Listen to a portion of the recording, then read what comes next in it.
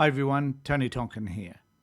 The South Australian Government and the Child Protection Department have decided that they're going to have an advisory group, an expert panel that's going to advise them on all things in relation to child protection. Now, I don't know who's going to make up that panel apart from Leah Bloomfield, who manages or director of the Child Protection Institute, or it's director of the Australian Centre for Child Protection, and I don't know who else is going to be on that expert panel. The point is that we've had many of these sorts of attempts to change and to improve the child protection system over decades. Now, and nothing has actually changed. Now, I don't know what magic wand Leah and the other group and the other people on her committee will have, but I do hope with all my heart that it is effective and will bring about the change that all of us desire. So in Daily, it reported, the Advertiser didn't report on this, funnily enough, but in Daily did, and their article says, Child Protection Advisory Group to address sobering story of disadvantage. This new advisory group has been established to respond to overwhelming demand on child protection on South Australia's child protection system in the wake of intense scrutiny surrounding the deaths of several children. They've appointed Australian Centre of Child Protection Director and Chairperson, Professor Leah Bloomfield, to head the new South Australian Child Protection Expert Group. The group has been tasked with developing a long-term vision for the state's child protection system and will focus on improving support for children in out-of-home care. Now, my issue around that has been, does this mean that in the past there hasn't been a long-term vision, perhaps no vision at all? Why is it now that we're thinking about let's have a vision that's going to impact kids that are in care? What sort of vision are they intending to be able to develop? Who is going to inform them about what that vision should look like? We just don't know. There's so many, it's a bit like you're just trying to work out how to solve a problem without really understanding what the problem is. So I guess in this case, even though they know what the problem is, there's been that many inquiries, one would wonder why you wouldn't know. So they must know what the problem is. So what are these experts going to do? They're supposed to fix the problem, but we need to know what they believe the problem is to start with.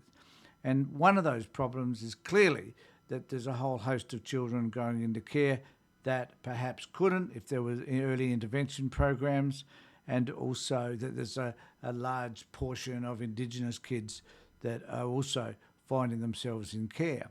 And also those kids that are leaving care when they're 18 and the terrible outcomes that are generated from being in care because the system itself is abusive. So these are some key issues. So it goes on further to say Bromfield will lead a group of government and non-government members from across Australia with specialised expertise in child protection. Their appointments are yet to be finalised, so we don't know.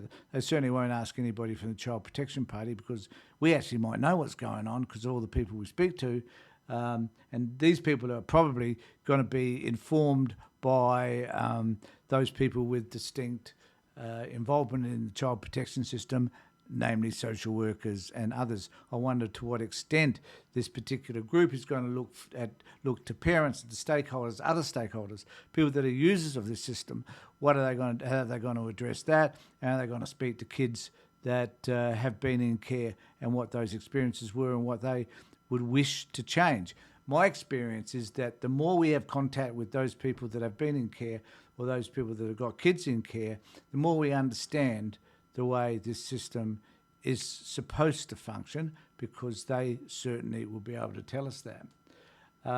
So the review, though, was sparked by a scathing coronial inquest into the murder of siblings Amber Rigney, 6, and Corey Mitchell, 5, and was handed down months after 6-year-old Manapara girl Charlie Noland and 7-year-old Cragmore boy Micaiah Wanganeen died from suspected criminal neglect. Now, I've had a number of clients who have had contact from the department because of that 500 odd people that they need to investigate because they're all suspect. And I know that some of the experiences they've had in terms of those contacts haven't necessarily been all that positive. So, and there's still this need to want to take as many children as they can for fear that some of those children may die or be harmed while in the care of their parents, while the government was aware of them. So instead of applying and providing appropriate services, they're going to go in whole hog and make sure that they just remove as many kids as they can. That's been their approach. That's been their vision, if you like, over the last, number of years. So what around that will change? What will there be early intervention applied as well? She goes on to say, this is Leah, I believe, we need a long-term vision for how we transform the way we protect children in this state, which includes addressing the overwhelming demand on child protection services. Don't remove as many kids. I think that's quite reasonable. But it is also about ensuring that kids are safe. Critically includes a long-term vision for transforming our approach. As I said, the Child Protection Minister, Catherine Hildyard, describes Blomfield as one of Australia's foremost child protection experts. And I haven't got any issues with her. Blomfield's contribution to inquiries and royal commissions had directly changed laws, policies and practices. So that's the other thing. So I have been saying for years that the social work practice needs to be addressed. Social work practices need to be viewed, they need to be supervised, and they need to change. So whether or not a social worker is prepared to analyse the way social workers work is an interesting issue.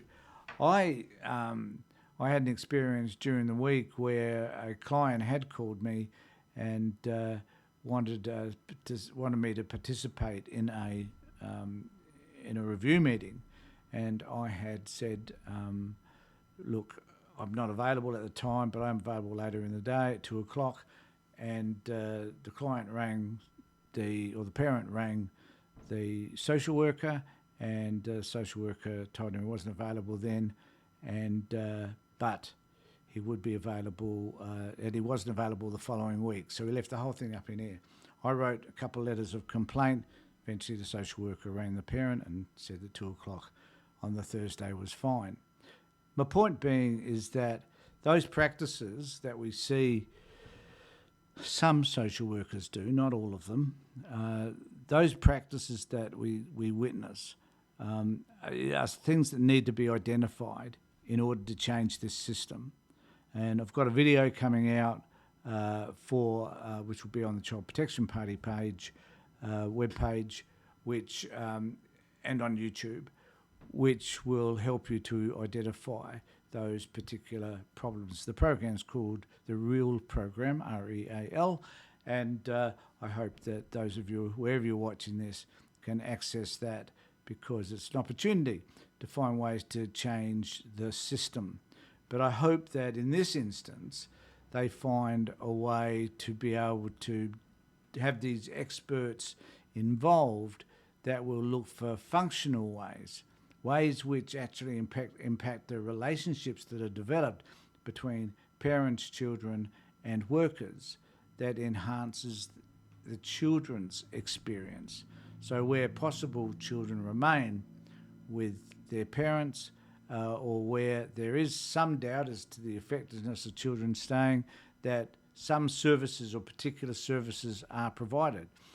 The government's provided over the last couple of years about an extra $150 million to employ additional staff. Employing additional staff doesn't solve the problem. What does is employing appropriate staff who know exactly what they're doing, who can build relationships with families, who can not work towards removing a child, but work towards keeping children within those families where possible, and also who can make sure that the relationship is maintained over a period of time and the social worker doesn't evaporate, disappear, leave after doing some really positive work with families, and to ensure that the number of cases that some of these social workers have is decreased as well. So we can tell you what needs to change within this system. The problem that we have is that people like the department never, ever ask us. Thanks everybody for being with me. Take care, look after yourselves and be safe.